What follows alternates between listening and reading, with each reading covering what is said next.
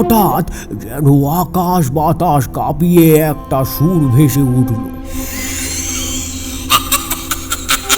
তা একদিকে যেমন ভয়ঙ্কর, তেমনি বরফের মতো ঠান্ডা। খুব শান্ত, তবে অসীম অনন্ত দূর থেকে কে বলে উঠল, আমি আপনারে বলেছিলাম না আপনি পারবেন না। আপনি সেই ভুলটাই করে বসলেন। এবার আপনি সম্পূর্ণ ক্ষমতাহীন। কি করবেন আপনি? এবার কি করবেন?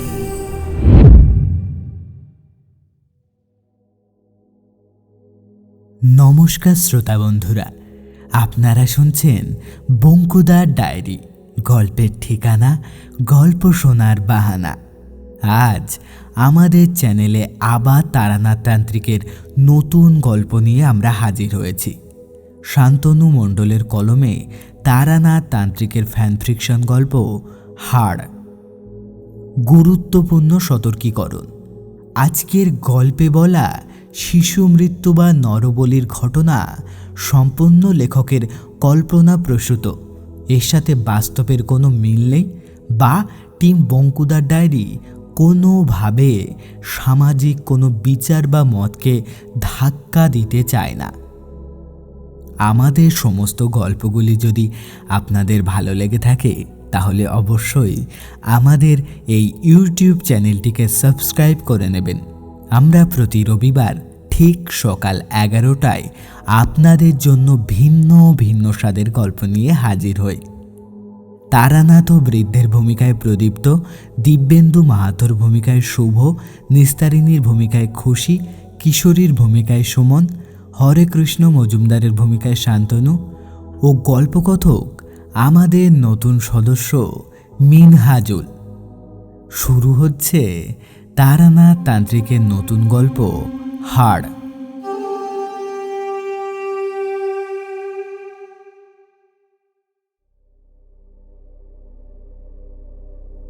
এবছর গ্রীষ্মকালে তাপপ্রবাহ চরম ছিল। আমরা গরমে একেবারে হাঁসফাঁস করছিলাম। আর কলকাতায় এই কংক্রিটের জঙ্গলে গরমের পরিমাণ একটু বেশি। আর অফিস যাওয়ার জন্য সকাল সকাল ভিড় ঠেলে, ট্রাম, রিক্সা, বাস, একেবারে অসহ্য অবস্থা। বর্ষার অপেক্ষায় ছিলাম আমরা সকলে। কিছুদিন আগে কিশোরীর সাথে দেখা হয়েছিল। সে আর আমি তারানাথের বাড়ি থেকে শেষবার আসার পর তার সাথে এই দেখা। আমরা ঠিক করেছিলাম একদিন তারানাথের বাড়িতে যাব। একদিন বিকেলে যাওয়ার জন্য প্রস্তুতি নিলাম। কিশোরীর আমার মেসে আসার কথা ছিল, কিন্তু দেরি করছে দেখে আমি তার মেসের দিকে রওনা দিলাম। গিয়ে জানতে পারলাম কিশোরী নাকি কাল তার গ্রামে গিয়েছে। হঠাৎ কি একটা খুব জরুরি দরকার পড়ে গিয়েছিল। কাউকে সে পরিষ্কারভাবে কিছু বলে যায়নি। মনটা একটু বিচলিত হয়ে গেল। কিশোরীর জীবনে কি কোনো বিপদের আগমন ঘটেছে? আমি আর তারানাথের বাড়িতে একা গেলাম না। আমাদের অফিসে নতুন একটা ব্রাঞ্চ হচ্ছে আসানসোলে, তাই একটা ইউনিটকে সেখানে পাঠানো হবে দিন 15 জন্য ওখানকার মার্কেট বা পরিস্থিতি নিদর্শন করতে। সেখানে আমিও নির্বাচিত হলাম। ফলস্বরূপ শহরের বাইরে যেতে হলো। তবে কিশোরীর কথা মনের মধ্যে ঘুরতে লাগলো। কাজের চাপেই বলি আর নতুন জায়গার জল আবহাওয়া সহ্য না হওয়ার ফলে বলি, আমার শরীরটা একটু ভেঙে গেল। আমি সেখান থেকে কলকাতায় ফিরলাম এবং অফিস থেকে ছুটিও পেলাম। বাড়িতে থেকে একটু সুস্থ হয়েছি, তবে আর ভালো লাগছিল না। শহরের পরিবেশে আর গরম না থাকলেও বৃষ্টির পরিমাণ এত বেশি বেড়েছে যে একেবারে অতিষ্ঠ হয়ে যাচ্ছি। রবিবার সকালে আমি এসব আজগুবি চিন্তায় মগ্ন হয়ে আছি। এমন সময় হঠাৎ দরজায় কড়া নাড়ার শব্দ। উঠে গিয়ে দরজা খুলে আমি রীতিমতো অবাক। কিশোরী হাসি মুখে দাঁড়িয়ে আছে। আরে এমন ভূত দেখার মতো করছো কেন ভাইয়া? সরে দাঁড়ো, সরে দাঁড়ো, এই বৃষ্টিতে একদম ভিজে গেছি। এই ছাতা নিয়েও যেন রক্ষে নেই। কিশোরী একটু বিরক্তির ভাব ব্যক্ত করে ঘরে প্রবেশ করলো। ওর মুখ দেখে কিন্তু মনে হলো না যে ও কোনো বিপদের মুখে পড়েছিল। আমি তাকে একটু ব্যস্ত হয়ে জিজ্ঞেস করলাম, হঠাৎ কোথা থেকে উদয় হলে? আর গ্রামে গিয়েছিলে শুনলাম। তাছাড়া তোমার অনেক দিন কোনো খোঁজও নেই। কিশোরী একটুক্ষণ চুপ করে থেকে বলল, আগেও তো একদিন এসেছি তোমার এখানে, কিন্তু তোমার দেখা পাইনি। আরে ওই কাজের জন্য শহরের বাইরে গিয়েছিলাম। তাহলে চলো আজ তারানাথের বাড়ির দিকে যাওয়া যাক। ভালো কথা বলেছ। আমিও অতিষ্ঠ হয়ে উঠেছি। একটু তারানাথের মুখের গল্প না শুনলে মনটা হালকা হচ্ছে না। কিন্তু তুমি বললে না তো গ্রামে কি করতে গিয়েছিলে? জরুরি দরকার পড়ে গিয়েছিল নাকি? তা তোমার কি কোনো বিপদের কিছু ঘটেছে? একটু সময়ের ধাঁধায় ফেসে গিয়েছিলাম, সে পরে একদিন বলবো খন। এখন চলো আগে তারানাথের বাড়ি যাই। আর সেরকম কোনো বিপদের কিছু না ভাইয়া। কিশোরী কেমন যেন এড়িয়ে যেতে চাইল প্রসঙ্গটা। আমিও আর কথা তুললাম না।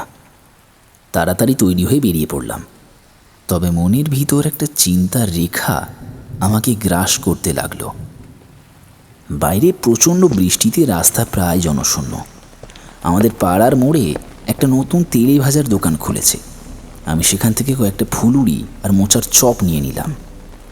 তারানাথের বাড়িতে গল্প শুনতে যাওয়ার আগে আমাদের এই চপ মুড়ির ব্যাপারটা একেবারে চিরাচরিত হয়ে উঠেছে। তবে আজ পাসিং শোটা পেলাম না। বৃষ্টিতে একেবারে প্রায় সব দোকান বন্ধ। মনটা খারাপ হয়ে গেল। তারানাথ সিগারেটটা খুব ভালোবাসে, আর তাছাড়া তার আর্থিক অবস্থা খুব সচ্ছল নয়। সবসময় সিগারেট কেনার সামর্থ্য হয় না তার। আমরা যা নিয়ে যাই তাই সে 1 সপ্তাহ বা তার বেশি চালিয়ে নেয়। আমরা মঠলেনে গিয়ে তারানাথের বাড়ির দরজার সামনে দাঁড়াতেই দেখি দরজাটা হাট করে খোলা। আমরাও দুম করে ঘরে ঢুকে পড়লাম। আমি দরজাটা বন্ধ করে দিলাম।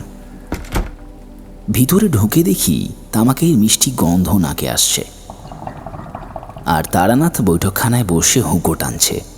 যাক, সিগারেটের অভাবটা মিটল তাহলে। আমি তারানাথের সামনে গিয়ে বললাম, দরজাটা অমন হাট করে খোলা ছিল কেন তারানাথ? তারানাথ হেসে উত্তর দিল, আমি তো জানতাম তোমরা আসবে, তাই ওরকমভাবে দরজাটা খোলা রেখেছিলাম। শুধু একটু হিসেবের গন্ডগোল হয়ে গেল আর কি। তোমরা একটু দেরি করেই এসেছো। কিশোরী বলল, আপনি দেখছি এখন সময় তথ্য নিয়ে পড়েছেন। এসব হিসেবের বুঝুরে কি আমরা বুঝি বাপু? দেখো বাবু, যেটা জানো না তা নিয়ে বেফালতু চর্চা করো না, আর কাউকে অসম্মানও করো না। আমি যে কি কি বিষয়ে জানি তা কি তোমাদের জানা আছে নাকি?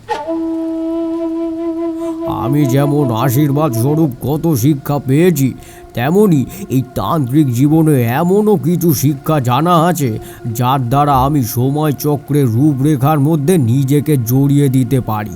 তার ফল কি মারাত্মক হতে পারে জানো? সেই তত্ত্ব যদি এক অসৎ জীবের হাতে পড়ে কি ঘটতে পারে জানো? তারানাথের চোখ দিয়ে যেন জ্যোতি নির্গত হচ্ছিল। সত্যি সে প্রচণ্ড রেগে গেছে। কিশোরীও একটু তটস্থ হয়ে গেল। আমি ভাবলাম সব পণ্ড হয় এবার, তাই ব্যাপারটা একটু সামলে নিতে বললাম, আচ্ছা তুমি ওর কথা গায়ে লাগিও না তো, ও তো ওরকম একটু ছেলে মানুষ। যদি একটা জম্পেশ ঘটনা শোনাতে তাহলে আজকের দিনটা জমে যেত। তোমরা বাবু ছেলে ছোকরারা আমার কথায় বিশ্বাস করো না, আর তোমাদের যদি আমার দৃষ্টিভঙ্গি দান করতে পারতাম তাহলে। আমি কথার মাঝে বাধা দিয়ে বললাম, আরে এ নাও এই মোচার চপ আর ফুলুরি, একেবারে ভুলে গিয়েছিলাম, তবে এখনও গরম আছে বই কি। তারানাথ একটা মোচার চপ তুলে নিল। সেটা একেবারে মুখে পুড়ে আস্তে আস্তে বলতে আরম্ভ করলো, বাইরে তখনও বৃষ্টির তেজ বেড়েই চলেছে। হ্যাঁ, যে বিদ্যা বা বিষয় নিয়ে আমি তোমাদের বলছিলাম সেই বিষয়ের এক ভয়ানক কাহিনী আজ তোমাদেরকে বলি। তার আগে একটা বিষয় তোমাদেরকে বলে রাখা দরকার। আমি আমার এক গুরুর কাছ থেকে একটা দুর্লভ আয়ুধ লাভ করেছিলাম। সেটার মাধ্যমে আমি আমার জীবনের সব থেকে বড় বিপদ থেকে মুক্তি লাভ করি। তবে বাবু বিশ্বাস করবে কি না করবে সেটা তোমাদের ব্যাপার। আয়ুধ কি? বলবো, একটু ধৈর্য ধরো, সব বলবো। তবে এখন জেনে রাখো, আয়ুধ হলো শক্তিশালী একটি অস্ত্র। সব বলবো পরে। যখনকার ঘটনা বলছি তখন আমি অনেক অভিজ্ঞতা সঞ্চার করেছি। ছোট ছোটবেলা থেকে আমার বাড়ির প্রত্যেকে আমার শিক্ষা নিয়ে খুবই চিন্তিত ছিল। আমি কোনো মতেই পড়াশুনোয় মন বসাতে পারতাম না। মা সরস্বতী এই একগুঁয়ে ভবগুড়ে ছেলেটাকে তার বিদ্যার বাঁধনে বেশি দূর বাঁধতে পারেননি। তবে আমি এমন কিছু বিদ্যার অধিকারী হয়েছিলাম যা আমাকে অমোঘ করে তোলে। আমি যাকে প্রথম গুরু বলে মানি, তিনি আমাকে এই বিদ্যার শিক্ষা প্রদান করেন, যা আমি আজও বহন করি, কিন্তু প্রয়োগ করি না। তিনি আমাকে এও বলেছিলেন যে এই শক্তি বিপরীতমুখী। আমি যদি এর নীতিকে বজায় রাখতে না পারি, তবে এ আমারও প্রাণ নিতে পারে। আমাকে আজীবন কিছু নীতির প্রয়োগ করতে হবে, যা সত্যের 13টি রূপ। আমাদের এই জ্ঞান প্রদান করেন স্বয়ং পিতামহ ভীষ্ম। তিনি মহাভারতের যুদ্ধক্ষেত্রেও তার নীতি অবলম্বন করেন, এবং তার নীতির ভিড় যখন নড়ে যায় বা প্রভু শ্রীকৃষ্ণের ইচ্ছাকে সম্মান জানিয়ে তিনি স্বেচ্ছা মৃত্যু গ্রহণ করেন। তবে তিনি এই সাধনার কোনো অংশ নন। আমরা যারা এই মার্গকে বেছে নিই, তাদের জন্য এই সত্যের 13টি রূপকে মেনে চলতে হয়, যা হলো সত্যবচন, নিরপেক্ষতা, আত্মনিয়ন্ত্রণ, ক্ষমা, বিনয়, সহনশীলতা, সদাচার, ত্যাগ, মনন, মর্যাদা, ধৈর্য, করুণা এবং আঘাত থেকে বিরত থাকা। এই সত্যের রূপ অনুসরণ করে আমরা আমাদের মনকে কেন্দ্রীভূত করি পূর্ণগ্রাস সূর্যগ্রহণের দিন। সমস্ত পৃথিবীর আলো যখন সীমিত রূপ ধারণ করবে ও এক গহীন অন্ধকার বিচরণ করবে, সেই সময় 3টি শিশুর সব দেহের উপর বামা মুদ্রায় বসে মনের সব জড়তা ত্যাগ করতে হবে। অন্তরাত্মার সূক্ষ্মতাকে বাইরের জগতের বিচরণ ক্ষেত্রের সাথে মিশ্রিত করে নিজের দেহে এক সূক্ষ্ম জায়গা তৈরি করতে হবে ও বৃহৎ শক্তিরূপকে আশ্রয় দিতে হবে সেই মননের মধ্যে। তখন এই জগতের অনেক অলৌকিক শক্তিকে দেখা যাবে।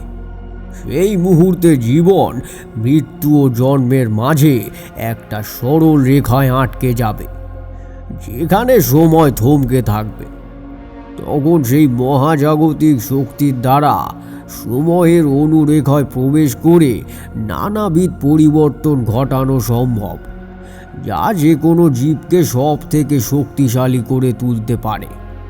যে এই শক্তির অধিকারী হবে, সে সমস্ত জড় ও জীবজগতের চালনা নিজে হাতে করতে পারে।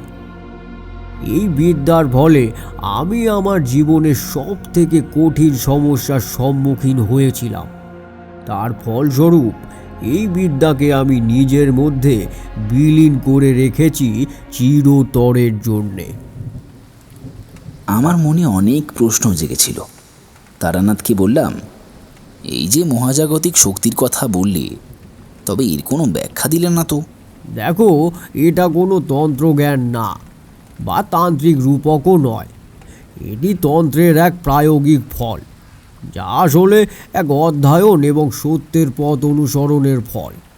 আর তন্ত্র সাধনা শুধু একটি আচার নয়, এটি শারীরিক, মানসিক ও আধ্যাত্মিক বিকাশের এক সমন্বিত প্রক্রিয়া। বাদ দাও ওসব কথা, আসল ঘটনার কথা বলি তোমাদের। আমি তখন বিপুলভাবে তান্ত্রিকতায় মত্ত, বা বলতে পারো এক মোক্ষের খোঁজে উন্মত্ত। তবে মানুষের বিপদে আপদে ছুটে যায়। আমি কিছু নিম্ন শ্রেণীর কার্যকলাপও করতাম, মানে অনেকের ঘাট কাজে উদ্ধার, বিবাহে শুদ্ধিকরণ বা আরও নানাবিধ শুদ্ধিকরণের কাজ। তার ফলে আমার কিছু যজমানও হয়েছিল। যখনকার কথা বলছি, তখন চারিমা আমার স্ত্রীর গর্ভে।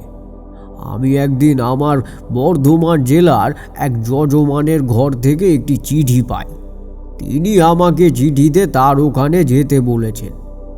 তার নিজের আসার পরিস্থিতি নাকি নেই, থাকলে তিনি নিজেই আসতেন। আমি ওনার ছেলের বিয়েতে নিজেই শান্তি শুদ্ধিকরণ করেছিলাম। ওনার স্ত্রী যখন মারা যান তখনও আমি উদ্ধার করেছিলাম।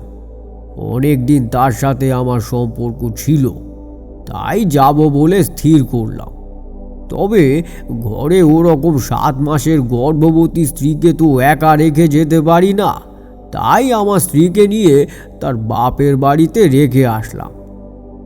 হ্যাঁ, আমার সেই যজমানের নাম হলো হরেকৃষ্ণ মজুমদার। তার স্ত্রী নীলিমা দেবী। পুত্র সন্তান জন্ম দেওয়ার পর তিনি মারা গিয়েছিলেন। হরেকৃষ্ণবাবু তারপর আর বিয়ে করেননি, বরং তার সেই সন্তানকে খুব যত্ন করে বড় করে তোলেন। আমি যথারীতি বর্ধমান গিয়ে পৌঁছালাম। তখনকার সময়ে রেলগাড়ির সংখ্যা খুবই সীমিত ছিল, আর কয়লা চালিত রেল ইঞ্জিন তো, তাই অনেক সময় ও ধৈর্যের পরীক্ষা চলত। আমি যখন বর্ধমান স্টেশনে গিয়ে নামলাম তখন প্রায় দুপুর গড়িয়ে বিকাল। বৃষ্টি সবে সবে শেষ হয়েছে। রাস্তার কাদা মাটিতে বড় বড় পায়ের ছাপ ফেলে এগিয়ে চললাম।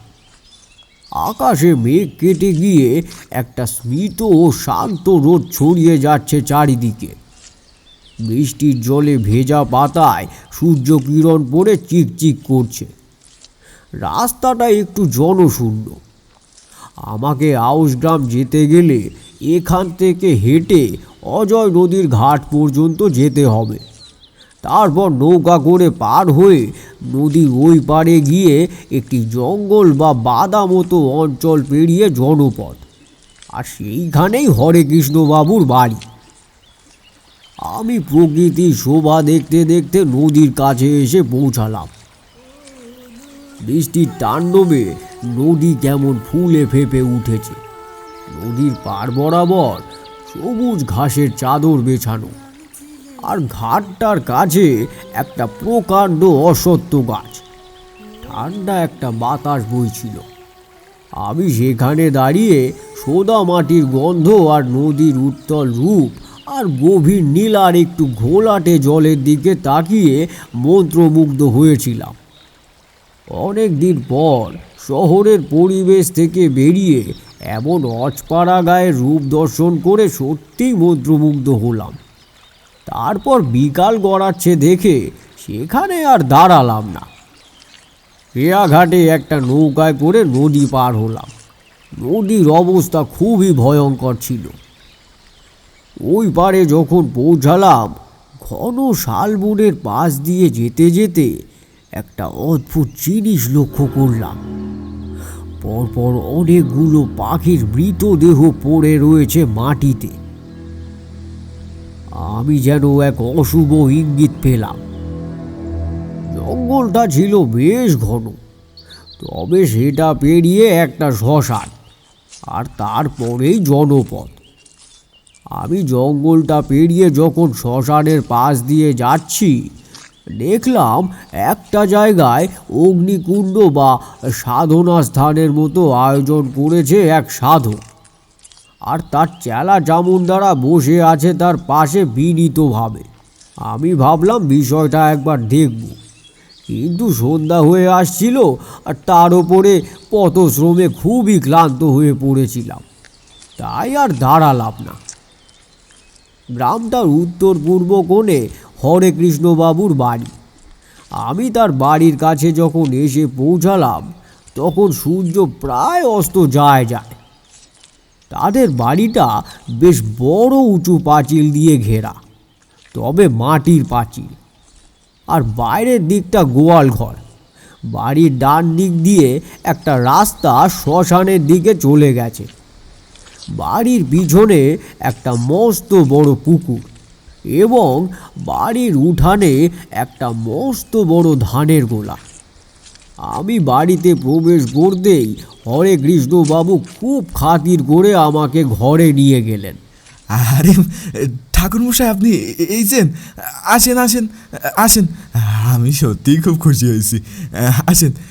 এই সত্যরাম, ঠাকুরমশাইয়ের পাটা একবার ধুইয়ে নে তো।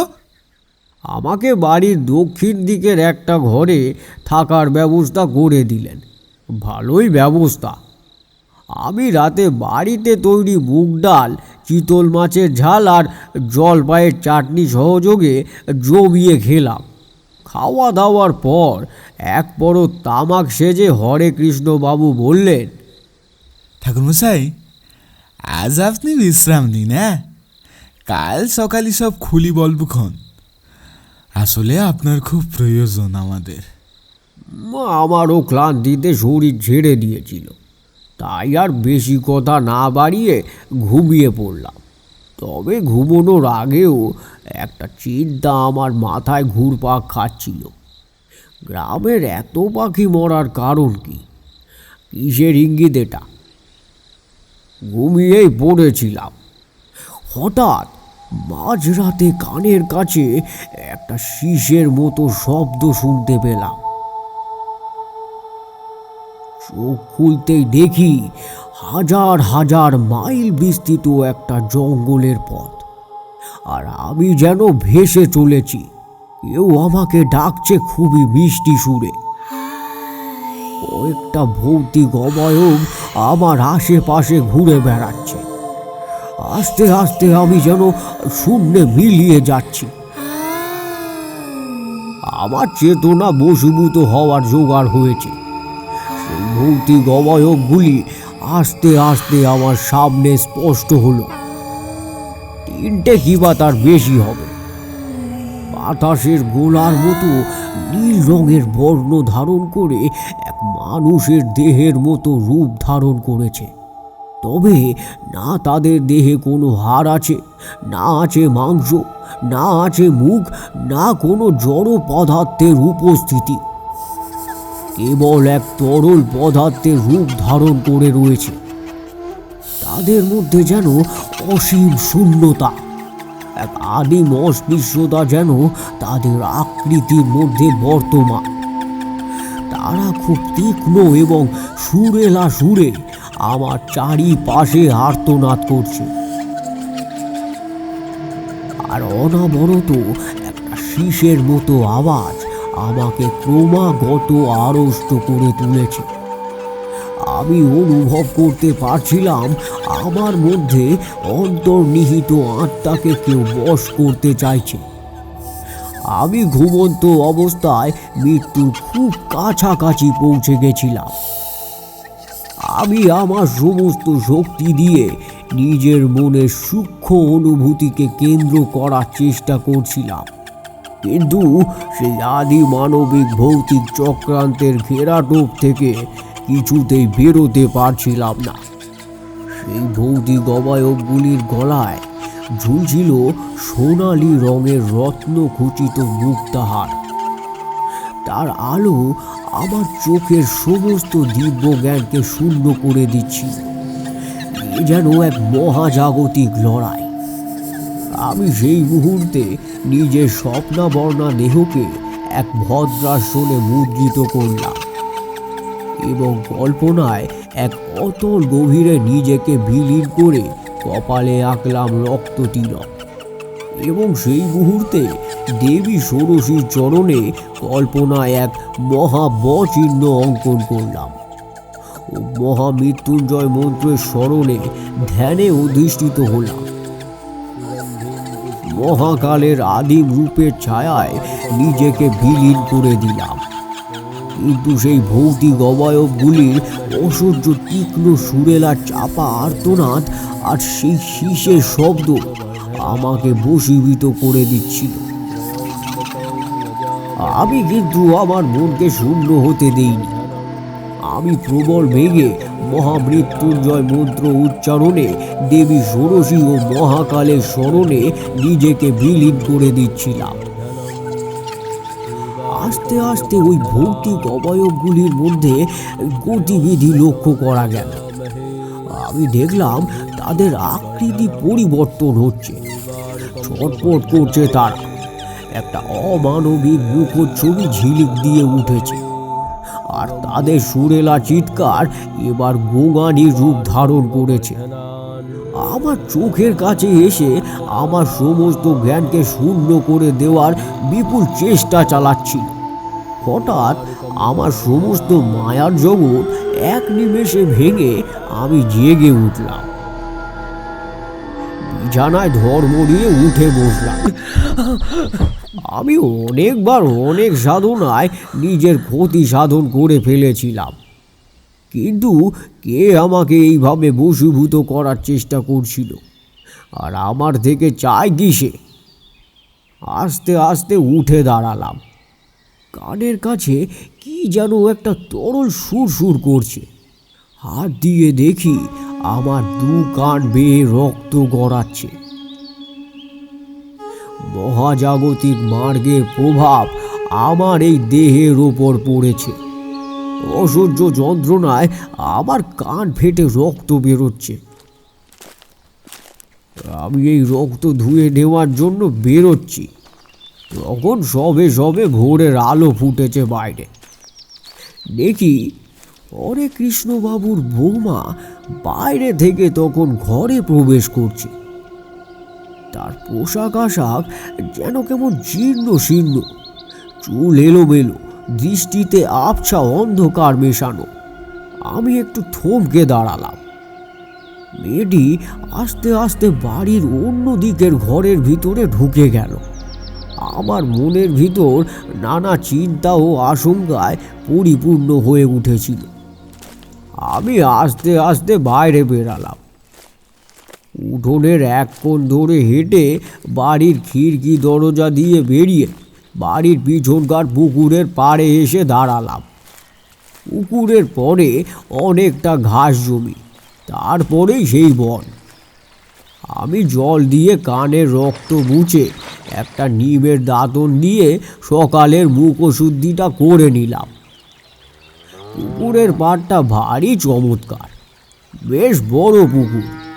দূরে কয়েকটা গরু ভোরে স্নিগ্ধ আলোয় ঘাস জমির ঘাস খাচ্ছে, আর পুকুরে কয়েকটা হাঁস খেলে বেড়াচ্ছে। আমি খানিকক্ষণ সেই ঘাসের উপর পুকুরের ধারে বসে এই সব উপভোগ করছিলাম। তারানাথ একটু থামল, আর এক পরত তামাক সাজিয়ে একটু টান দিয়ে সুখ অনুভূতির শব্দ করে আবার বলতে আরম্ভ করলো।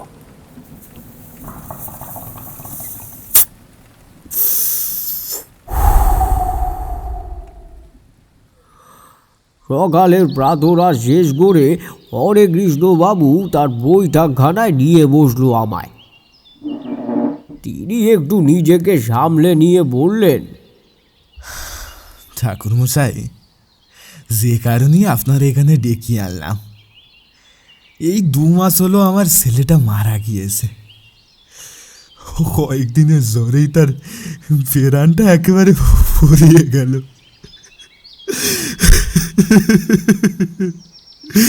আমার চোখের সামনে আমার একমাত্র ছেলেটা। বলতে বলতে কান্নায় ভেঙে পড়লো হরে কৃষ্ণবাবু। আমি বললাম, আপনার ছেলে যে মারা গেছে সে খবর তো আমাকে একবারও জানাননি। আসলে সে সময় আপনারা আর জানিয়ে উঠতে পারিনি। ওসব কথা বাদ দিন। যে সমস্যায় আমি গত কয়েকদিন ভুগছি তার জন্যই আপনার এখানে ডেকে আনা। আপনি তো জানেন আমার বৌমা ওই নিস্তারিণী, সে খুব ভালো মেয়ে, সতী সাবিত্রী ও সুলক্ষণা। বাড়ির সব কাজ সে নিজে হাতেই সামলায়। তাছাড়া বাড়িতে আমি আর ও, আর তো কেউ নেই। সে সব দিকে সামাল দিয়ে ভালো করে গুছিয়ে রাখে। আমিও মেয়ের মতো ভালোবাসি তারে। আমার ছেলে মারা যাওয়ার পর নিস্তারিণী আর বাপের বাড়িতে ফিরে যায়নি। কতই বা বয়স বলুন তার, তবুও সে রয়ে গেছে আমার কাছে। আমার সেবা শুশ্রূষা করে আর আমার সাথে সাথেই থাকে। খুব লক্ষ্মীমন্ত। সব ঠিকঠাকই ছিল ঠাকুরমশাই, কিন্তু কয়েকদিন হলো আমার বৌমা চাল চলন ও ব্যবহারে আমি বিপুল পরিবর্তন লক্ষ্য করেছি। সে ঠিক মতন খায় না, তার সময় কেন নেই। আমি একদিন বাজার থেকে ফিরছি, ওই অজয় নদীর পাড় বরাবর একটু উত্তরে আমাদের গ্রামের বাজার। দেখলাম সেখানকার শ্মশান থেকে আমার বৌমা বেরিয়ে আসছে। হাতে তার রক্ত মাখানো কাঁচা মাছ। আর কি বলবো ঠাকুর মশাই, তার সারা মুখ বেয়ে ঝরছে লালা, চোখ দুটো টকটকে লাল। সে কি বিভৎস দৃশ্য।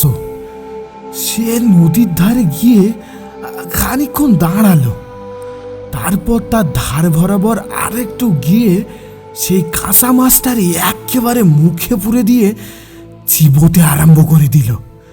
চিবোতে চিবোতে নদীর জলে সমস্ত শরীরটাকে ডুবিয়ে পাক্কা 1.5 মিনিট পর জলের তলা থেকে উঠে এলো। সে কি বিভৎস রূপ আর বিভৎস কাণ্ড! আমার বমি পেয়ে যাচ্ছিল। তারপর একদিন বৌমার ঘরে ঢুকে দেখি বৌমা ঘরে নেই, কিন্তু মেঝেতে 3টি কঞ্চির মাথায় লাল ধাগা পরিয়ে ত্রিভুজ আকারে ভাবে মাটিতে পুঁতে রাখা, তার চারিদিকে সিঁদুর দিয়ে বৃত্ত অঙ্কন করে তার মধ্যভাগকে একটা ত্রিভুজ আকারে খণ্ডন করে একখানা ঘট ও অনেকটা কাঁচা মাংস রাখা, আর ঘরের মধ্যে দিয়ে কেমন পচা মাছ আর মদের গন্ধ আসছে। আমি প্রচণ্ড ভয় পেয়ে গেলাম। সত্যি বলতে রাগুল মশাই, কয়েকদিন যাবৎ আমার বৌমা এইসব আজগুবি কাণ্ড করে বেড়াচ্ছে। বাড়িতে সেরকমভাবে থাকে না, আর কেমন যেন ভুলভাল বকে, আপন মনে হেসে হেসে বেড়ায়। আচ্ছা হরে কৃষ্ণবাবু, আপনার বৌমার কী রাশি একবার বলতে পারবেন? হ্যাঁ ঠাকুর মশাই, বিয়ের সময় বৌমার রাশি সম্বন্ধে জেনেছিলাম। আমার যদ্দূর মনে পড়ছে, বৌমার রাশি মেষ এবং শুক্লা তিথিতে জন্ম। আমি মনের ভিতর অনেকটা গুছিয়ে নিচ্ছিলাম ব্যাপারটা। মেষ রাশির প্রধান গুণ হলো এরা প্রচুর শক্তি ও সাহসের প্রতীক হয়, আর তাদের কিছু বিশেষ ক্ষমতার সংস্পর্শে আনলে যে কোনো তন্ত্র সাধনায় এক প্রতীকী অস্ত্র রূপে ব্যবহার করা যায়। আমি হরে কৃষ্ণ বাবুকে বললাম, দেখুন, আমার যতদূর মনে হয় আপনার বৌমাকে কোনো না কোনো কার্যে কেউ ব্যবহার করছে।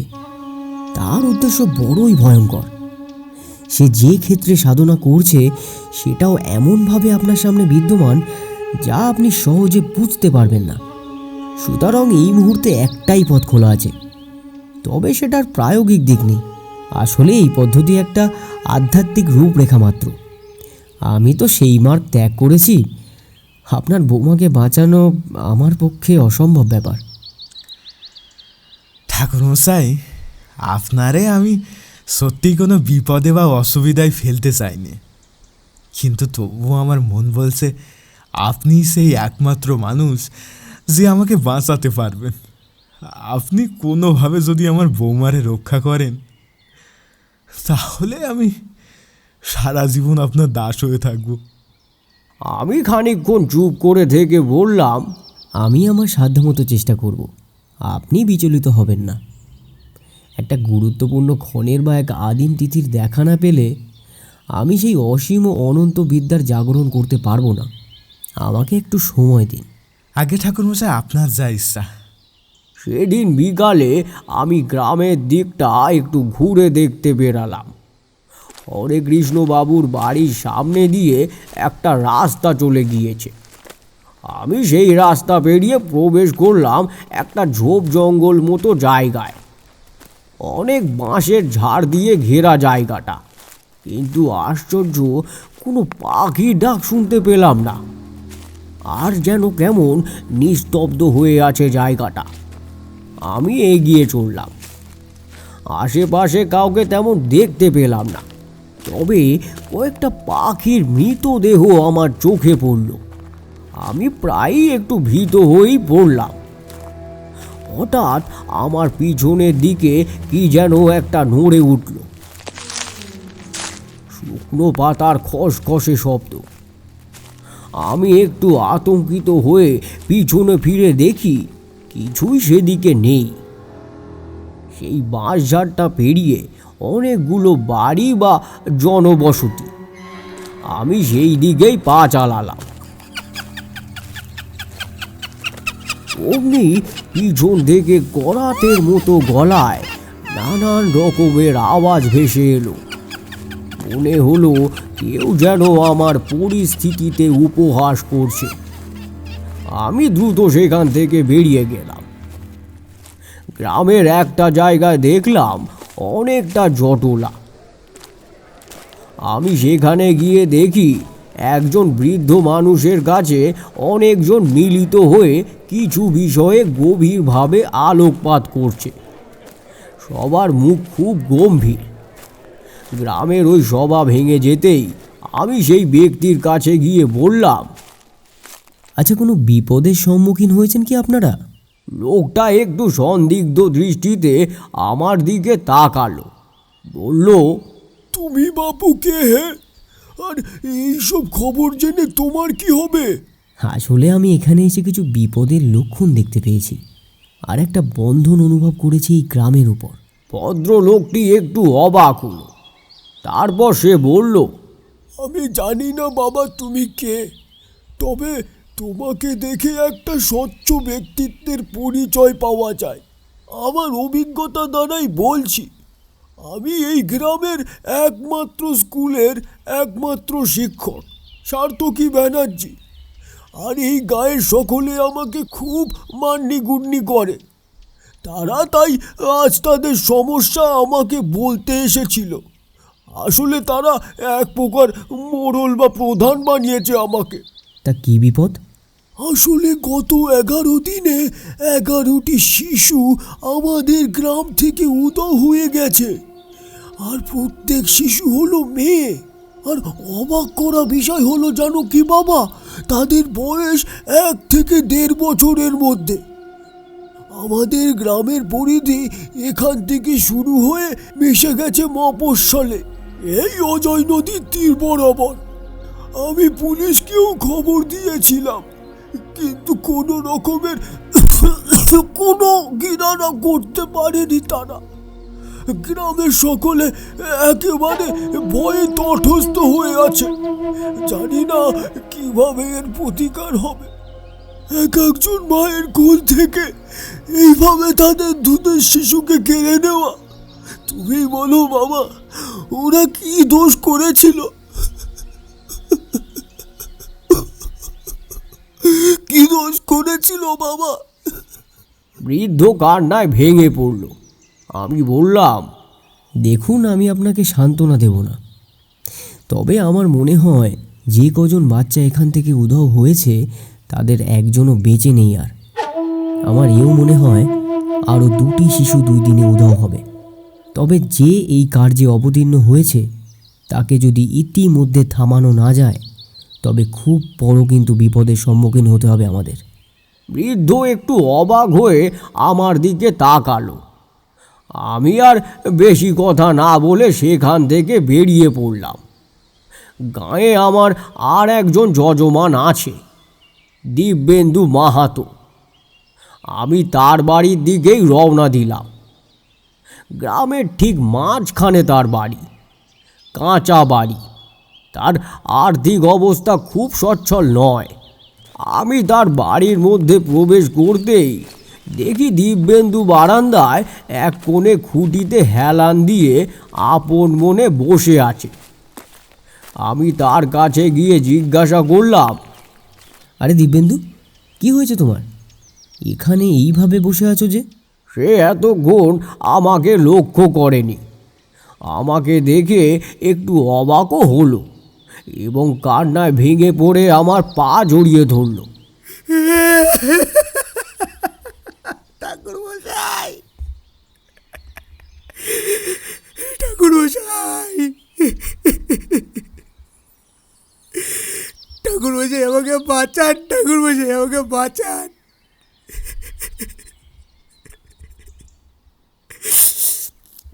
ঠাকুরমশাই আমি নিঃস্ব হয়ে গেছি, ঠাকুরমশাই আমি নিঃস্ব হয়ে গেছি।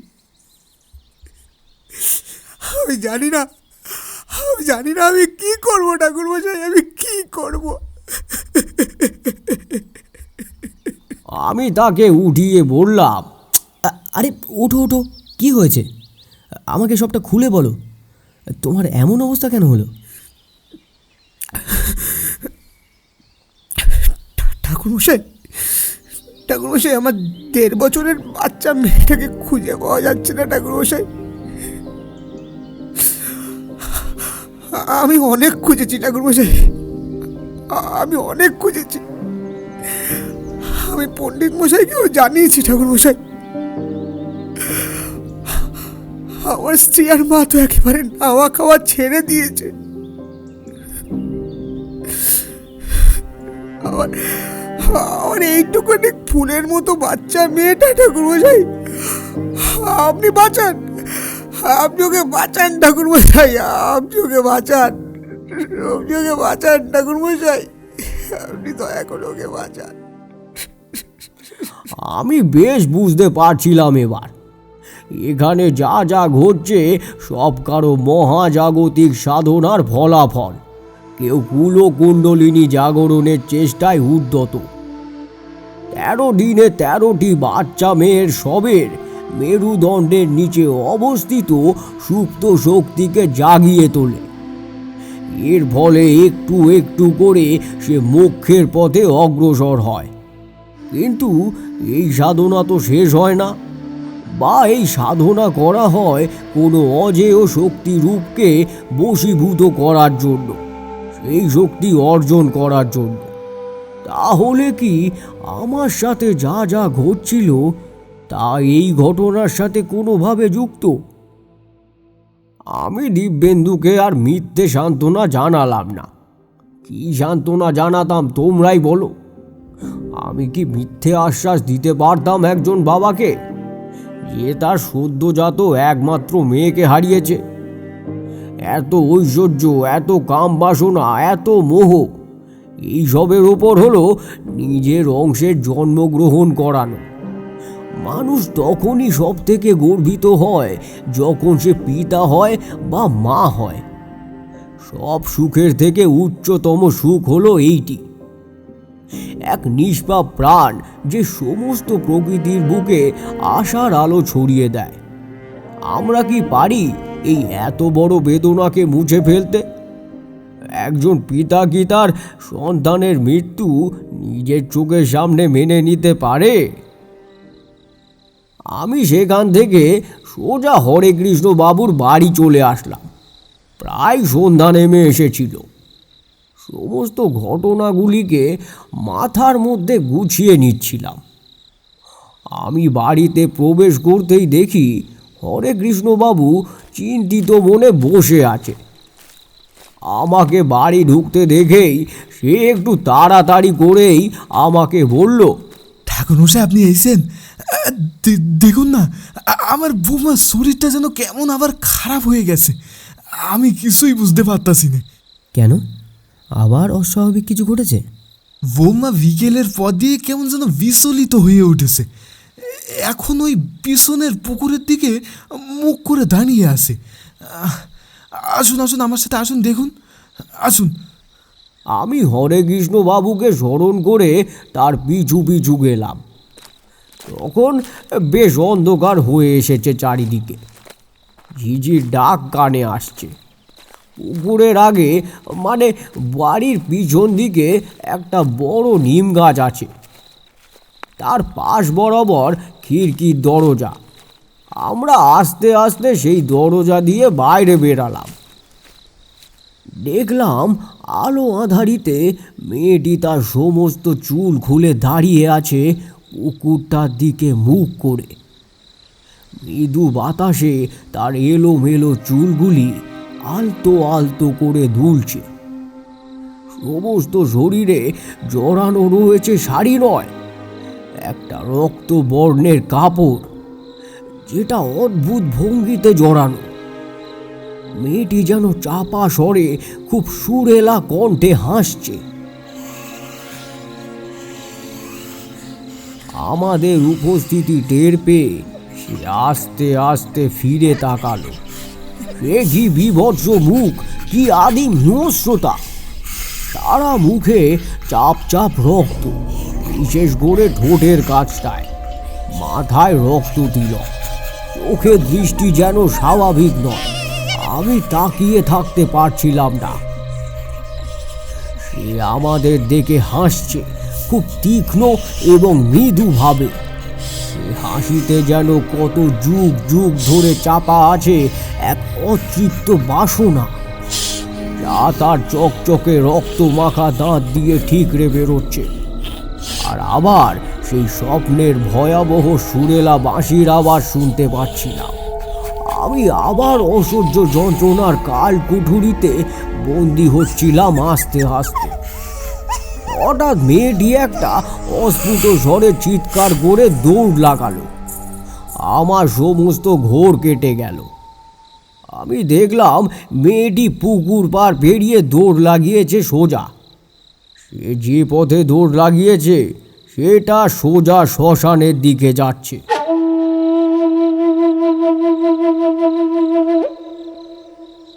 আমি বাড়ির ভিতরে ফিরে আসলাম। আমি খুব দ্রুত কিছু জিনিস নিয়ে বেরোনোর উপক্রম করছিলাম। পঞ্চশস্য হরিতকি আর কালো বিড়ালের পাঁজরের হার। এমন সময় হরেকৃষ্ণবাবু ব্যস্ত হয়ে ঘরে ঢুকলেন এবং খুব ভয় মেশানো সুরে বললেন, আমার বৌমার একই অবস্থা হলো ঠাকুরমশাই। আপনি আমাদেরকে এখন রক্ষা করুন, আপনিই শেষ ভরসা, আপনি কিছু করুন। দেখুন হরেকৃষ্ণবাবু, আপনি বিচলিত হবেন না। আমি ঠিক একটা দিব্যতিথি পেলেই আমার কার্য শুরু করব। একটু সময় দিন আমাকে। কাল পূর্ণগ্রাস সূর্যগ্রহণ, কাল কি আপনি ওই ক্রিয়া করতে পারবেন? কথাটা শোনা মাত্রই আমার সমস্ত শরীর শিউরে উঠল। কাল পূর্ণগ্রাস সূর্যগ্রহণ, সেই জন্যেই আমার সাথে এমন হচ্ছিল। আমার মনে হচ্ছিল আমি প্রবল কোনো বিপদের মধ্যে জড়িয়ে গেছি। আমি হরেকৃষ্ণ বাবুকে আশ্বস্ত করে বেরিয়ে পড়লাম শ্মশানের উদ্দেশ্যে। চারিদিকে তখন ঘোর অন্ধকার। আকাশে মেঘ থাকায় অল্প স্নিগ্ধ আলোটুকু নেই। আমি খুব সন্তর্পণে হাঁটতে লাগলাম। আমি তারানাথকে থামিয়ে বললাম, অন্ধকারে তোমার অসুবিধে হচ্ছিল না? হাঁটছিলে কেমন করে? কিশোরী বলল, আরে বোঝো না, ঠাকুরমশাই চোখের জ্যোতি দিয়ে পথ দেখে হাঁটছিলেন। যোগী পুরুষ বলে কথা। এই তোমাদের সব ব্যাপারে ঠাট্টা করা স্বভাবটা গেল না। এমন একটা গুরুত্বপূর্ণ কথার মাঝেও তোমরা ঠাট্টা জুড়ে দিয়েছো। তারানাথ একটু ভড়কে গেল। আমি তাড়াতাড়ি করে তারানাথের রাগটা একটু শান্ত করতে বললাম, তারানাথ, তুমি জানোই তো কিশোরী একটু ওরকম ছন্ন ছাড়া কথা বলে।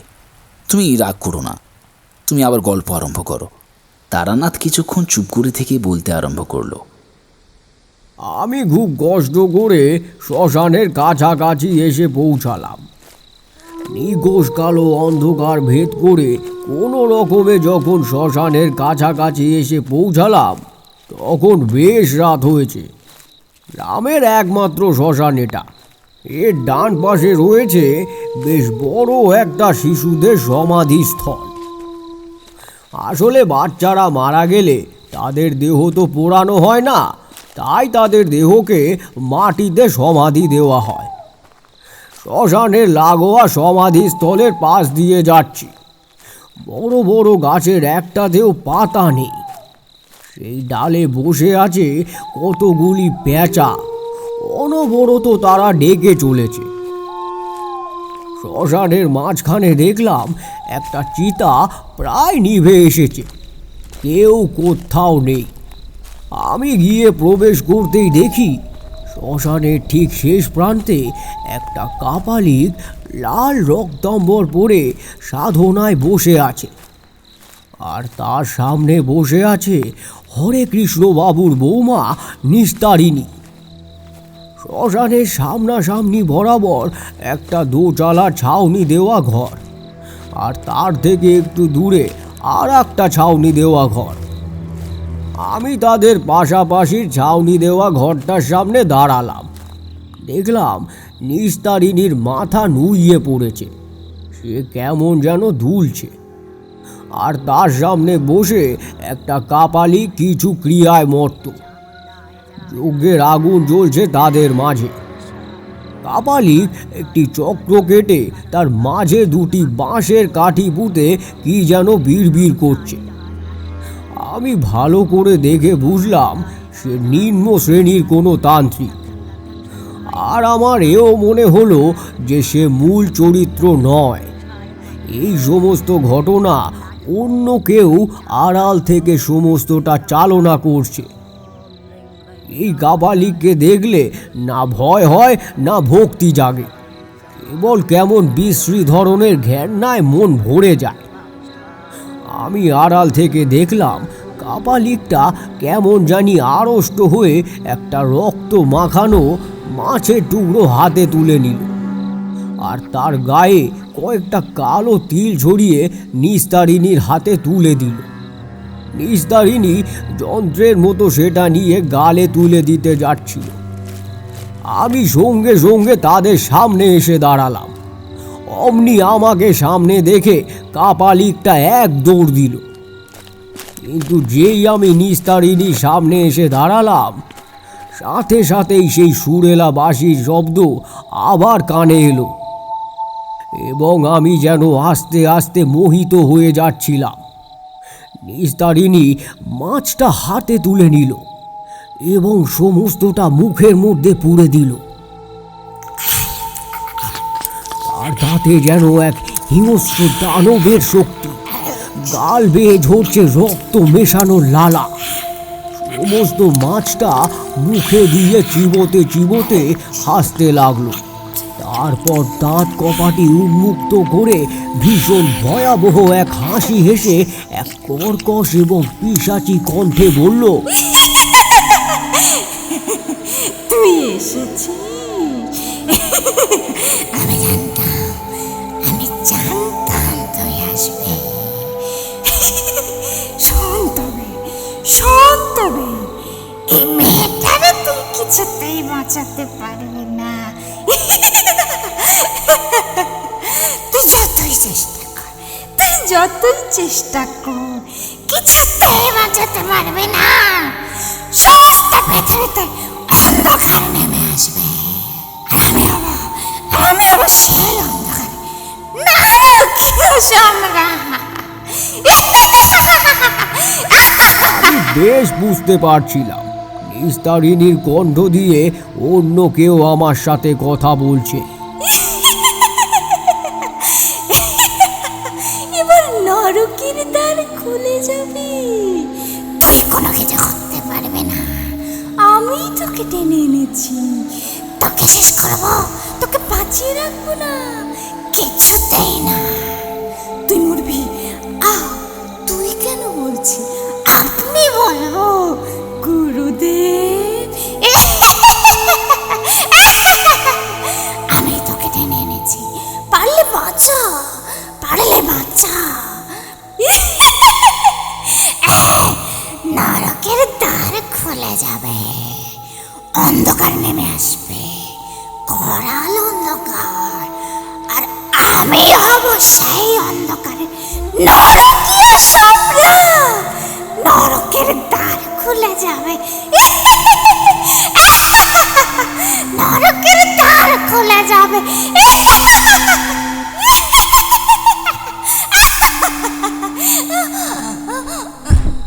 হঠাৎ সমস্ত থেমে গেল, বাঁশির আওয়াজটাও থেমে গেল, আর আমার ঘোরও কেটে গেল।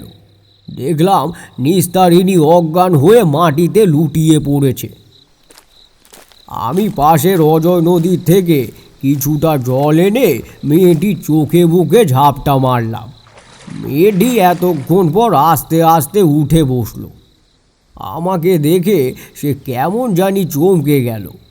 সেই বিয়ের সময় আমাকে সে শেষবারের মতো দেখেছিল। মেয়েটি একটু কান্নায় ভেঙে পড়ল। তারপর সে বলল,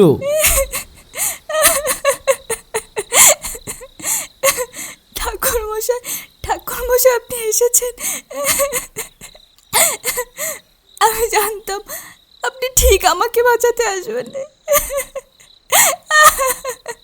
মেয়েটিকে এখন স্বাভাবিক লাগছিল। আমি বললাম, তুমি উত্তেজিত হয়ে না মা, আমি চেষ্টা করব। আর এখান থেকে তুমি এখন বাড়ি যাও, আমি একটু পরে যাব।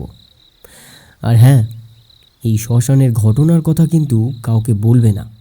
তার সাথে বেশি কথা না বাড়িয়ে আমি তাকে বাড়ি পাঠিয়ে দিলাম। আমি কিছু কিছু হলেও ব্যাপারটা বুঝতে পারছিলাম। পরদিন ভোরে ভোরে উঠে স্নান সেরে খালি পেটে আমি বাড়ির সমস্ত দিক ভালো করে বন্ধন করে দিলাম। তারপর বাড়ির মাঝ বরাবর আমি সাধনা স্থানের আয়োজন করলাম। মাটিতে প্রকাণ্ড একটা ওম অঙ্কন করলাম। তারপর রক্তম্বর পরে সেখানে সাধনায় বসলাম। বড় ওম আকার উপর একটা মরার মাথার খুলি রেখে তার উপর আমার আঙুল থেকে একটু রক্ত দান করলাম।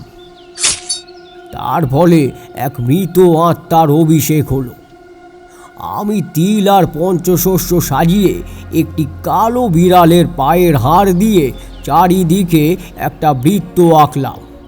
তারপর মহামৃত্যুঞ্জয় মন্ত্র জপ শুরু করলাম। ওম ত্রয়ম্বকং যজামহে সুগন্ধিং পুষ্টিবর্ধনম উর্বারুকমিব বর্ধনা। কিছুক্ষণ পর ধীরে ধীরে সূর্যকে করাল রাহু গ্রাসে পড়তে দেখলাম। সমস্ত পৃথিবীর আলো মুছে যাচ্ছে আস্তে আস্তে। এক অনন্ত কালো আধারে সমস্ত দিক ছেয়ে যাচ্ছে। পেঁচা ডাকতে শুরু করেছে। সূর্যের যখন পূর্ণগ্রাস গ্রহণ হলো তখন চারিদিকে একদম কালো রাত্রির মতো অন্ধকার নেমে এসেছে। আমি মহামৃত্যুঞ্জয় মন্ত্র জপ করেই যাচ্ছি। এই হলো সেই মাহেন্দ্রক্ষণ। এইবার নিজের মনকে হালকা করে এই সূক্ষ্ম জগতের থেকে বের হয়ে মহাশূন্যে বিলীন হতে হবে। আমি আস্তে আস্তে নিজের সমস্ত শক্তিকে মহাশূন্যে বিলীন করে দিলাম। সঙ্গে সঙ্গে আমার কানে সেই সুরেলা এবং সাথে সাথে কর্কশ বাঁশির আওয়াজ ভেসে এলো। আমি বশীভূত হয়ে গেলাম। দেখলাম আমার চারিপাশে দুটি ভূতের মতো অবয়ব যেন ভেসে বেড়াচ্ছে। কালো কালো রসের মতো লালা তাদের দাঁতহীন মুখ থেকে ঝরে ঝরে পড়ছে। সেই সুর কি তীব্র! হঠাৎ যেন আকাশ বাতাস কাঁপিয়ে একটা সুর ভেসে উঠল। সেটা একদিকে যেমন ভয়ঙ্কর তেমনি বরফের মতো ঠান্ডা। খুব শান্ত, তবে অসীম অনন্ত দূর থেকে কে বলে উঠল, আমি আপনারে বলেছিলাম না আপনি পারবেন না। আপনি সেই ভুলটাই করে বসলেন। এবার আপনি সম্পূর্ণ ক্ষমতাহীন। কি করবেন আপনি? এবার কি করবেন? আমার এত বছরের অপেক্ষার ফল আমি সিদ্ধি লাভ করবই। আপনারে না মারা পর্যন্ত আমি পাবো না সেই মহাবতী অনন্ত অধীর শক্তি। এবার আমি এই জগতের সর্বশক্তিমান। আসুন আমার কাছে, আসুন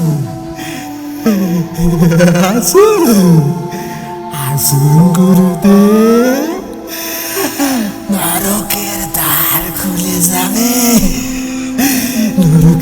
খুলে যাবে, আমি হব একছত্র সম্রাট।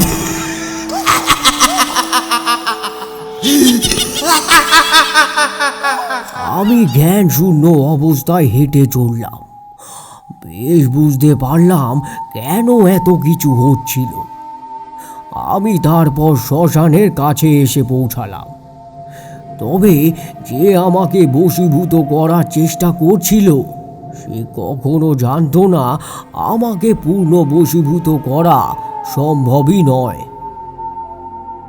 আমি শ্মশানের কাছে গিয়ে চমকে উঠলাম। কি নৃশংস ও কি বীভৎস! দুটি বাচ্চার শবের উপর বসে আছে স্বয়ং হরে কৃষ্ণ মজুমদার। সামনে 3টি কাটা নরমুন্ডু ত্রিভুজাকারে সাজানো। মস্ত বড় একটা রক্ত মাখানো মাছ সেই ত্রিভুজাকারের মাঝখানে, আর তার চারিদিকে লাল সুতো দিয়ে 3টি কাঠি পুঁতে বন্ধন করা। আমি ভয়ে চমকে উঠলাম। সমস্ত কিছুর মূলেই তাহলে ইনি। চারিদিকে সেই ভূতের মতো অবয়বগুলি যেন উড়ে বেড়াচ্ছিল, আর হোমকুণ্ডের চারিদিকে 13টি বাচ্চার কাটা মুন্ডু সাজানো রয়েছে। নিস্তারিণী বসে আছে তার একদম সামনে। সে যেন অচেতন অবস্থায় মাথা দোলাচ্ছে। হঠাৎ হরে কৃষ্ণ মজুমদার একটা বীভৎস চিৎকার করে আমাকে ডাকলো, কিন্তু একবারও আমার দিকে তাকালো না সে।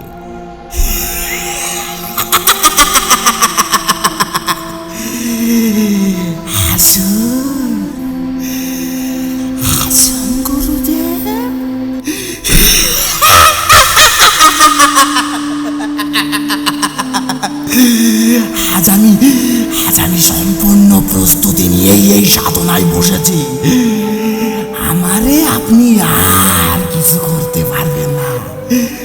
অনেক অনেক বছর ধরে এই ক্ষণের অপেক্ষা করেছিলাম। নিজের স্ত্রী সন্তানকে মেরেছি শুধুমাত্র এই সাধনার জন্য।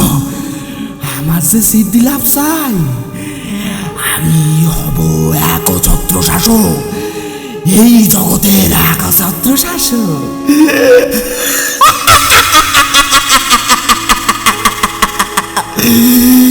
আমি অনেক পরিকল্পনা করে এই মহেন্দ্রক্ষণে পৌঁছেছি।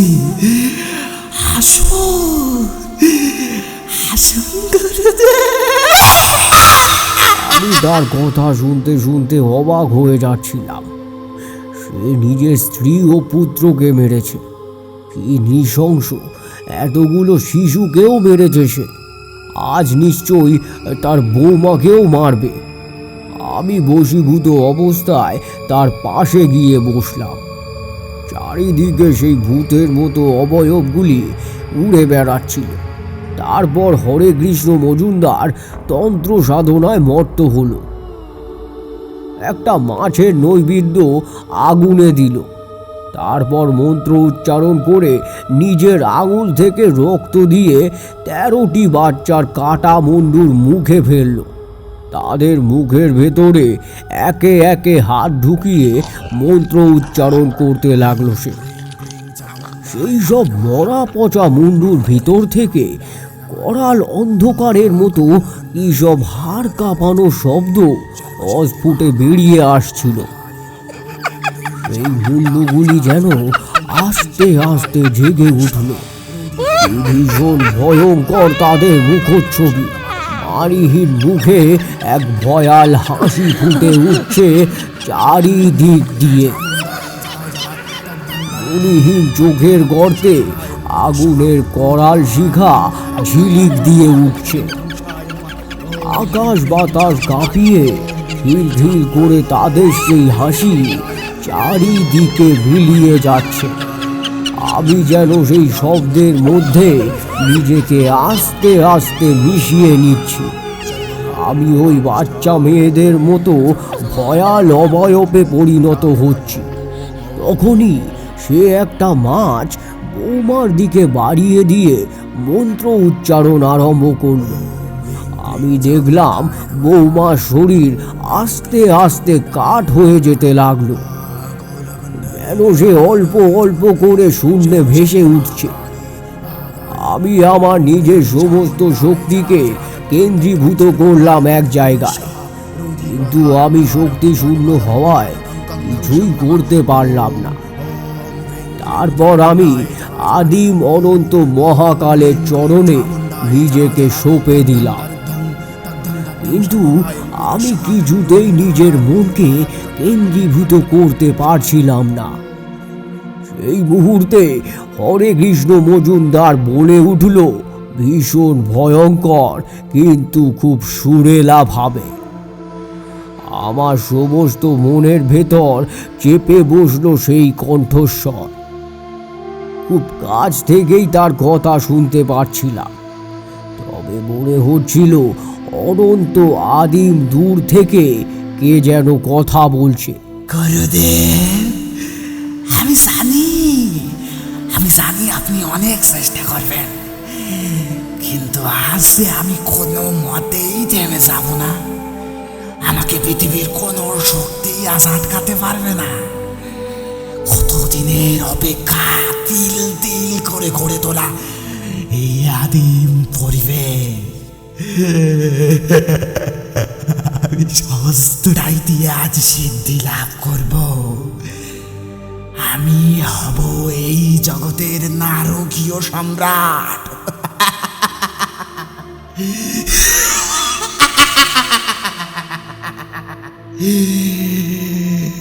নরকের দ্বার খুলে যাবে।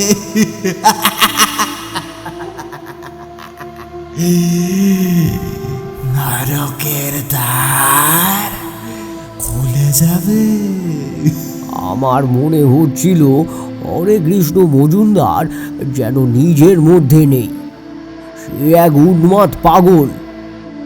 আমি সেই মুহূর্তে আমার কোমরের কাছে রাখা আয়ুধটা বের করলাম এবং সেটার মধ্যে প্রবল বেগে ফু দিলাম।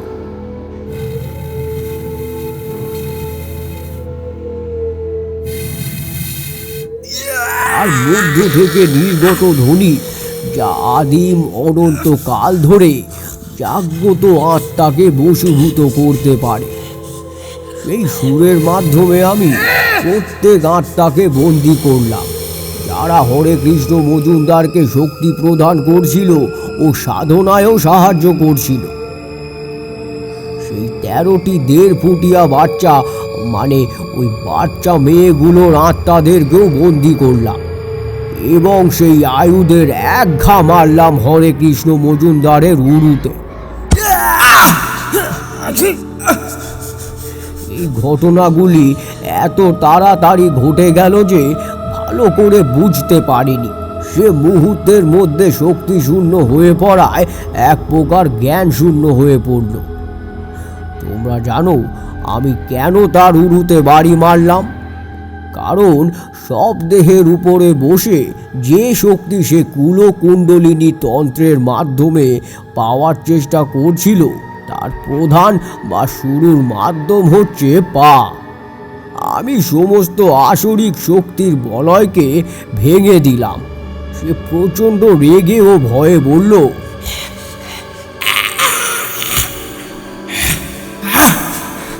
আপনি আবার আমার সাধনায় বাধা দিলেন। আপনি জানেন কতদিন, কত রাত, কত কষ্ট করে আমি এই আজকের জায়গায় পৌঁছেছিলাম। প্রত্যেক দিন এক নতুন ভয়, নতুন দ্বিধা, কত কিছুরে কাটিয়ে আমি আজ এইখানে পৌঁছেছিলাম। আর আপনি সমস্তটাই এক মুহূর্তের মধ্যে নষ্ট করে দিলেন। আপনারে আমি ছাড়বো না। এই বলেই সে পাশে পড়ে থাকা বড় খানাটা তুলে নিল আমাকে মারবার জন্য। ওঙ্কার দিয়ে উঠল প্রবল বেগে। আপনি বেঁচে থাকলে আমি এই সাধনা করতে পারবো না। আগে আপনারে মারবো, তারপর আমি সাধনা করব। আবার আমি এই সাধনা সাজাবো। আমি সেই মুহূর্তেই সেই আয়ুধ দিয়ে আবার সেই আদিম সুরেলা শব্দ বের করলাম। প্রবল চিৎকার ও ছটফট করতে করতে হরে কৃষ্ণ মজুমদারের হাতের খাড়াটা পড়ে গেল। এই আদিম মৃত্যুর সুর তার প্রতিটা শিরায় শিরায় মিশে যাচ্ছিল।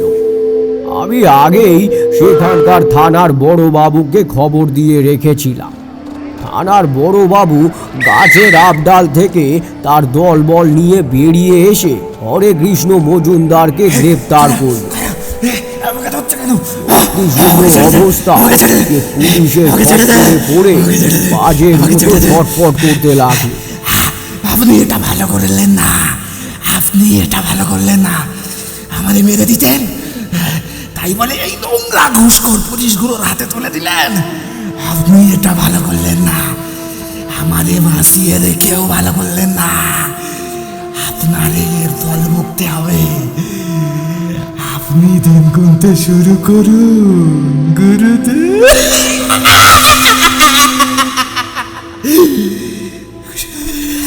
ছেড়ে দে, ছেড়ে দে।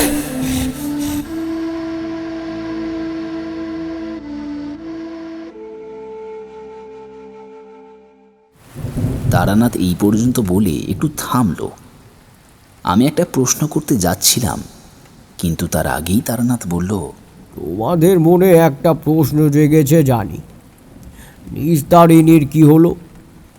আসলে আমি যে মুহূর্তে সেই আয়ুরটা দিয়ে সমস্ত আত্মাকে বশীভূত করছিলাম, সেই মুহূর্তেই নিস্তারিণী শির দ্বারা ভেঙে তার শরীর ও আত্মা আলাদা হয়ে যায়। আর আমার সেই সুরেলা আদিম ধ্বনিতে তার আত্মাও বন্দী হয়ে যায়। চিরকালের জন্য এক অনন্ত নরকের দ্বারে ছটফট করতে থাকবে সে। আমি তাকে বাঁচাতে পারলাম না। তারানাথ একটু দীর্ঘ নিঃশ্বাস ফেলে থামল। আমি বললাম, সবই তো বুঝলাম, কিন্তু আয়ুধ কি সেটাই তো ভালো করে বুঝলাম না। তোমরা বাবু কি যে এত পড়াশুনো করেছো কি জানি, সামান্য আয়ুধ কি জানো না? আয়ুধ হলো কোনো মানুষের দেহের হাড় দিয়ে তৈরি অস্ত্র। দেবরাজ ইন্দ্রের বজ্রও হলো এমনই এক আয়ুধ। দধিচি মুনি তার অস্থি দান করলে বিশ্বকর্মা সেই অস্থি দিয়ে এই শক্তিশালী বজ্র তৈরি করেছিলেন। তেমনি আমি যে আয়ুধটা ব্যবহার করেছিলাম তাও হলো এক দুর্লভ আয়ুধ। কর্কট রাশিতে জন্ম 7 মাসের গর্ভবতী মেয়েকে জ্যান্ত কবর দেওয়ার পর অপেক্ষা করতে হয় দেহটা যতদিন না কঙ্কালে পরিণত হয়। তারপর আষাঢ় মাসের অমাবস্যার রাতে কালো বেড়ালের থাবার সাহায্যে তুলে আনতে হয় কঙ্কালটিকে। তারপর বিশেষ পদ্ধতিতে শোধন করার পর মেয়েদের পায়ের হাড়, যাকে তোমরা ইংরেজিতে ফিবিউলা বলো, রূপ নেয় এক দুর্লভ এবং ভয়ঙ্কর আয়ুধে। এক শক্তিশালী হাড় যার মাধ্যমে সব অতি প্রাকৃত শক্তিকে বশে আনা যায়। আমি পেয়েছিলাম এটি এক সাধকের কাছ থেকে। তারানাথ থামল। আমিও ওঠার জন্য প্রস্তুতি নিচ্ছিলাম। কিশোরীর দিকে চোখ পড়তেই একটু চমকে গেলাম। কিশোরী যেন একটু অন্যমনস্ক হয়ে বসে আছে। আমি তাকে ডাকলাম, কিশোরী, কিশোরী, কি হলো? কি ভাবছো? সব ঠিক আছে তো? তারানাথ তো লক্ষ্য করেছিল, বলল, কি হলো কিশোরী? আমিও আজ প্রায় সারাদিন ধরেই লক্ষ্য করছি ব্যাপারটা। তুমি কি কোনো সমস্যার মধ্যে পড়েছো? দেখো, যদি কোনো কিছু মনে থাকে তো বলে ফেলো। কিশোরী একটু ইতস্তত করতে করতে বলল, তেমন কিছু না ঠাকুরমশাই, তবে সমস্যায় একটা পড়েছি। সময় আসলে সব বলবো। আজ বেশ সন্ধ্যা হয়ে এসেছে, আজ তবে উঠি।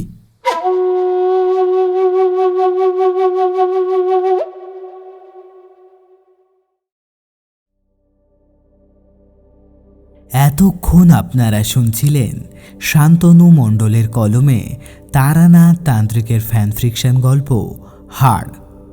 আমাদের এই প্রেজেন্টেশন ও গল্পগুলি যদি আপনাদের ভালো লেগে থাকে তাহলে অবশ্যই তো আমাদের চ্যানেলটিকে সাবস্ক্রাইব করে নেবেন এবং নিজের বন্ধুদেরকেও শেয়ার করে জানাবেন। আমরা প্রতি রবিবার ঠিক সকাল 11টায় আপনাদের জন্য ভিন্ন ভিন্ন স্বাদের গল্প নিয়ে হাজির হই।